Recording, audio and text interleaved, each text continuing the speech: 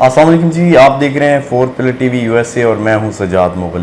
ناظرین، آج ہمارے ساتھ موجود ہیں وزیر حکومت سردار جاوید ایوب صاحب۔ ان کا تعلق جو ہے پاکستان پیپلز پارٹی سے ہے۔ سر، سب سے پہلے تو آپ کو ہماری طرف سے مبارکباد ہے، مہربانی، شکریہ کہ آپ کو پھر ایک مرتبہ وزیر بنے۔ تو کیا دیکھتے ہیں آپ کے کون سا عہدہ آپ کو جو ہے وہ ملے گا؟ لیکن یہ جو حکومت بنی ہے، 3 اس کے جو فریق ہیں، اس میں کولیشن پارٹنر ہیں۔ پاکستان پیپلز پارٹی ہے ایز اے پارٹی سب سے بڑی، نون لیگ ہے، اور پھر ہم خیال گروپ ہے۔ تو یہ خالصتاً اس بنیاد پہ یہ حکومت کا قیام عمل میں آیا ہے کہ جو سابقہ حکومتیں جو اسی ٹینیور میں 2 وزیر اعظم گزرے، وہ ان کی جو کارگزاری ہے وہ تسلی بخش نہیں تھی۔ تو یہ اس اعتبار سے ایک قومی حکومت آپ اس کو کہہ سکتے ہیں کہ تمام جو بھی اس میں اسمبلی میں موجود سیاسی جماعتیں، اس کی اس حکومت کو مدد اور سپورٹ حاصل ہے۔ تو اس اعتبار سے یہ اس میں یہ کوئی ترجیح نہیں ہے کسی بھی فریق کی، کون سی محکمہ ہو کون سا ہو، مل جل کے ایز اے ٹیم ورک کام کرنا ہے۔ اور جو بھی ڈپارٹمنٹ جس طرح جو ایز پر جو کمٹمنٹ ہے، یا جس طرح جو ان کے درمیان اتحاد اور اتفاق کے جب ہوا ہے تب جو چیزیں طے ہوئی ہیں، اس کے مطابق جو بھی ہوگا تو اس میں سارے فریقوں کے لیے قابل قبول ہے۔ سردار صاحب، یہ بتائیے 2 مہینے ہو گئے ہیں آپ نے حلف اٹھایا، ابھی تک کیا وجوہات ہیں جو ہے آپ کو عہدے وغیرہ نہیں ملے؟ اور وزیر اعظم صاحب ایسا لگ رہا ہے کہ کوئی دلچسپی وہ نہیں لے رہے، تو کیا وجوہات ہیں کہ ابھی تک جو ہے وہ آپ نے حلف تو اٹھا لیے لیکن عہدے اس طرح سے پراپر آپ کو نہیں ملے؟ دیکھیں جی، میں نے پہلے بھی گزارش کی کہ اس میں وزیر اعظم صاحب جو ہے وہ بڑے جاندیدہ آدمی ہیں، وہ بڑی مثبت سوچ کے عامل ہیں، اور وہ چاہ رہے ہیں کہ کوئی ایسا انریسٹ پیدا نہ ہو، اور جو اس کے کولیشن پارٹنرز ہیں ان کے درمیان کوئی ایسی غلط فہمی یا انتشار پیدا نہ ہو، جلد بازی میں کوئی فیصلہ کیا جائے، شاید یہ بھی ایک وجہ ہو سکتی ہے۔ اور اتفاق رائے قائم کرنے کی جو ہے نا وہ کوشش کرتے ہیں کہ سارے فریق جو ہے وہ اتفاق رائے سے کسی فیصلے پہ پہنچیں، وہ دیر پا فیصلہ ہوگا۔ تو سر، آپ کے حلقے کے لوگ آپ کے پاس آتے ہیں تو کیا کچھ کام اپنے لوگوں کے لیے آپ کر رہے ہیں، اور کیا کچھ کیے بھی ہیں آپ نے؟ دیکھیں، ابھی تو یہ ہوا کہ گزشتہ جو 2 سال ہیں وہاں پہ ایک مالی بحران کا سامنا تھا آزاد حکومت کو، ڈیولپمنٹ کے سارے کام رکے ہوئے تھے۔ ابھی جا کے یہ پرائم منسٹر صاحب نے جو ہے وہ کوشش کی، وہ 10 بلین سے زائد جو فنڈز ہیں وہ لائے، اور پھر یہ آپ نے دیکھا ہوگا کہ یہاں پہ آزاد کشمیر میں ایک بار پھر وہ تعمیر و ترقی کا سلسلہ شروع ہوا، روڈز کے کام شروع ہوئے، دیگر جو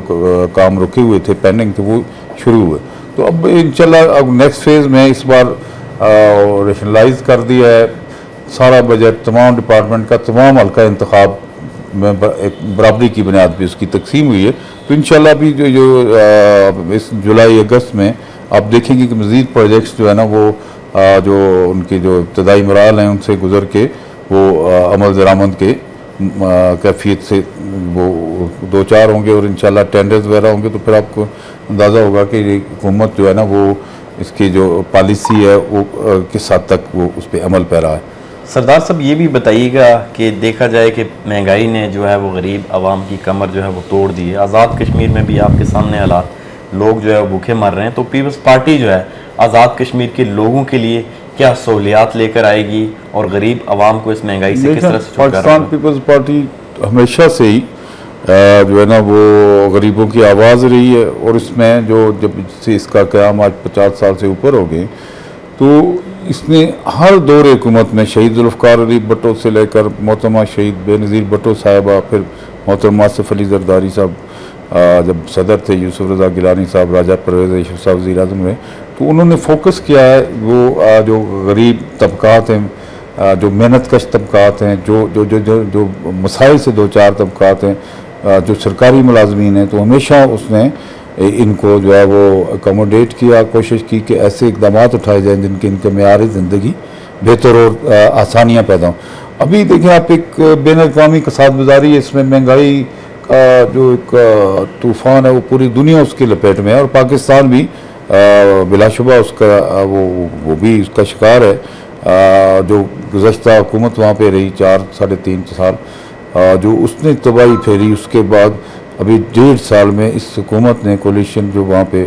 بنی ہے پیپلز پارٹی پلس PDM، تو وہاں پہ انہوں نے بڑی محنت کر کے تمام جو اس کے اتحادی تھے انہوں نے دن رات ایک کیا، اور اب جا کے کچھ حالات بہتری کی طرف جا رہے ہیں، اور کچھ اس میں جو ہے وہ پالیسیوں میں کی وجہ سے کچھ ٹھہراؤ پیدا ہوا اور کچھ چیزیں بہتری کی طرف جا رہی ہیں۔ تو یہ نام آزاد کشمیر میں وہی چیزیں ریفلیکٹ ہوتی ہیں جو پاکستان میں حالات ہوتے ہیں اس کی، اور پھر آزاد کشمیر میں بے روزگاری کی بنیادی وجہ ایک اور یہ ہے کہ یہاں پہ سوائے سرکاری نوکریوں کے کوئی متبادل روزگار کے ذرائع نہیں ہیں، انڈسٹری نہیں ہے، کوئی اور چیزیں نہیں ہیں۔ تو یہ ایک بڑا